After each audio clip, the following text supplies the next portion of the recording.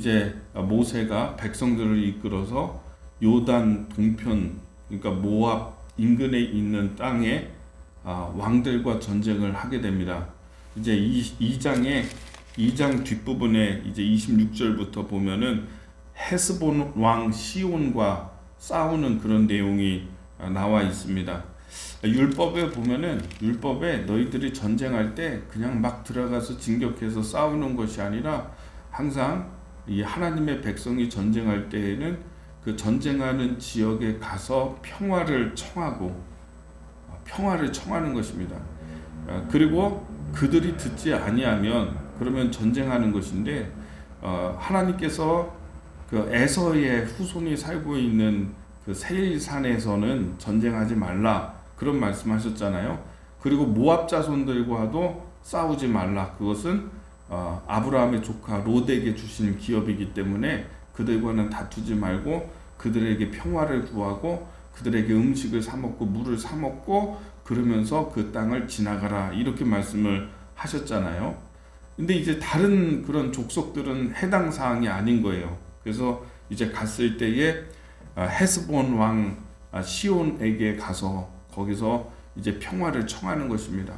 우리가 이 에서의 자손들과 약속해서 물을 사 먹고 음식을 사 먹으면서 지나갔던 것처럼 너희에게도 그렇게 하겠다.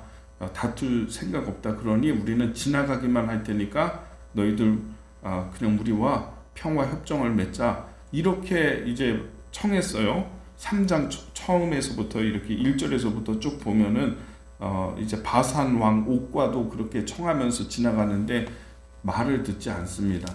헤스본 왕도 말을 듣지 않습니다. 이스라엘 백성의 수요가 굉장히 크거든요. 군인들만 셌을 때, 싸움에 나가서 전쟁할 사람들만 셌을 때 60만 명 정도 됐거든요.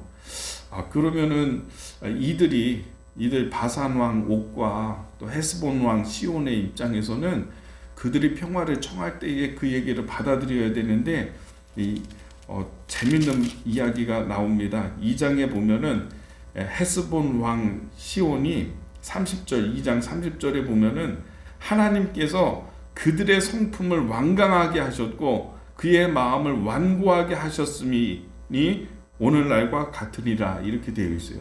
그들이 이스라엘 사람들이 평화를 청했는데 하나님께서 그들의 마음에 완고한 마음을 주니까는 아니다, 우리는 너희들과 맞서서 싸우겠다, 이렇게 나온 겁니다. 그래서 전쟁을 해가지고 이스라엘이 쳐서 이겨서 이스라엘에 거주하는 땅으로 삼게 된 것입니다. 하나님이 그렇게 하신 것이죠. 이스라엘에게 기업을 주시기 위해서 그 헤스본 왕의 마음과 바산 왕의 마음을 완고하게 그렇게 하셨고, 결국 전쟁을 통해서 그들을 멸하고 그 땅을 요단 동편이거든요. 이게 요단강 동편 쪽에 있는 그런 땅인데, 이것을 르우벤 지파, 갓 지파, 므낫세 2분의 1 지파에게 그렇게 기업으로 정해주게 됩니다. 그 내용이 이제 3장에 쭉 나오다가 이제 3장 23절부터 해서 29절까지 오늘 봉독한 이 말씀은 어떤 말씀이냐면, 모세가 하나님께 기도한 겁니다. 그러니까 이 요단 동편의 땅을 점령하고, 그러고 보니까는 어디가 보이냐면 저 서쪽에 요단강을 건너편에 실제로 정말 젖과 꿀이 흐른다라고 말씀하신 그 땅, 하나님께서 아브라함에게, 야곱에게, 이삭에게 주겠다라고 하신 그 땅이 보이는 것입니다. 그 땅을 마주 보고 있으면서 이제 모세가 마음에 이런 소원이 생기는데, 뭐냐면 나도 저 땅에 건너가고 싶다, 이런 마음이 생긴 거죠. 무리바라고 하는 곳에서 모세가 하나님께 영광을 나타내지 않고 자기의 분노를 나타낸 그 일로 인해서 하나님께서 뭐라고 하셨냐면, 모세야, 너는 이 백성들을 이끌고 요단강 건너편으로 가지 못한다. 내가 하나님의 영광을 나타내지 못했기 때문에, 너의 분노를 나타냈기 때문에 너는 그 땅에 건너가지 못한다, 이렇게 말씀하셨거든요. 그런데 그렇지만 지금 이 동편을 다 점령하고 보니까 저 서쪽을 바라보면서 나도 건너가고 싶다, 이런 마음이 이제 모세도 있었던 것입니다. 그래서 23절에 그때에 내가 여호와께 간구하기를 주 여호와여 주께서 주의 크심과 주의 권능을 주의 종에게 나타내시기를 시작하셨사오니 천지간에 어떤 신이 능히 주께서 행하신 일 곧 주의 큰 능력으로 행하신 일같이 행하실 수 있으리이까 구하옵나니 나를 건너가게 하사 요단 저쪽에 있는 아름다운 땅 아름다운 산과 레바논을 보게 하옵소서 하되 모세가 가고 싶은 거예요. 나도 건너가고 싶은 거예요. 그렇지 않겠습니까? 40년 동안 백성들 이끌고 인도하고서 그 고생 다 했는데요.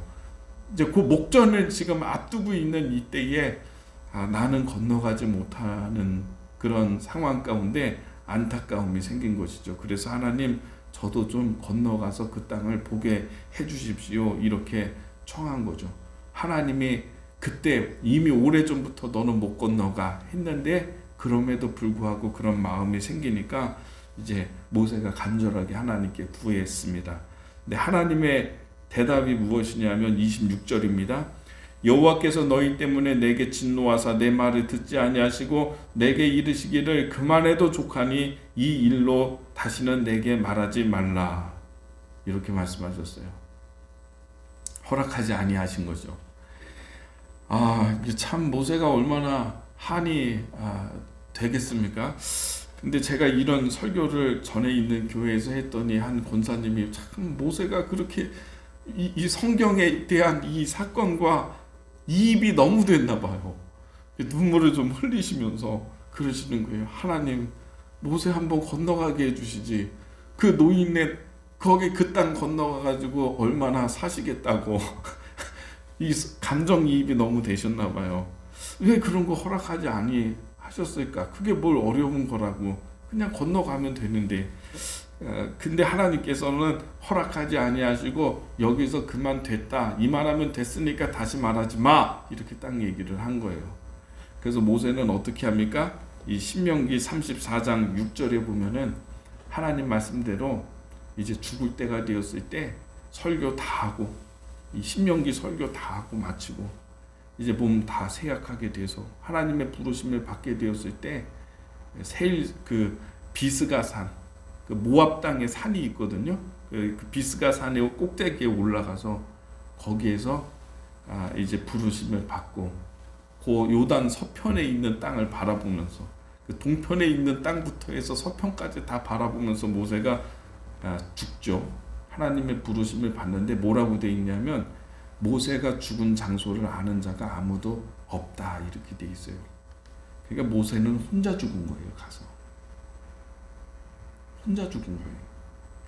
그 산에 올라가서 쓸쓸하게 어떻게 보면 참 쓸쓸한 죽음이네요. 생각해 보니까 야 하나님 참 야속하다 그런 생각이 들기도 하지요. 제가 전에 있었던 그 권사님 그 감정이입이 너무 돼서 눈물이 날 정도로 어떻게 보면은 참 일평생을 사용하신 후에 이렇게 쓸쓸하게 보내시나 하나님 야속하시다 이런 생각이 들지만 그거는 하나님의 배려입니다. 모세를 사랑하시는 하나님의 방법이라는 것이죠. 만약에 모세가 건너갔다고 하면 그 땅을 건너갔다고 한다면 정복전쟁이 끝난 다음에 어쩌면 모세가 죽은 자리를 사람들이 아니까 그 자리는 백성들이 찾아와서 모세를 숭배하는 우상 숭배지가 됐을 겁니다. 아마 요단 전쟁을 다 끝나고 이 정복전쟁 끝내고 백성들은 하나님이 하지 말라고 하겠지만은 백성들은 어떻게 하냐 모세를 왕으로 삼으려고 했을 겁니다.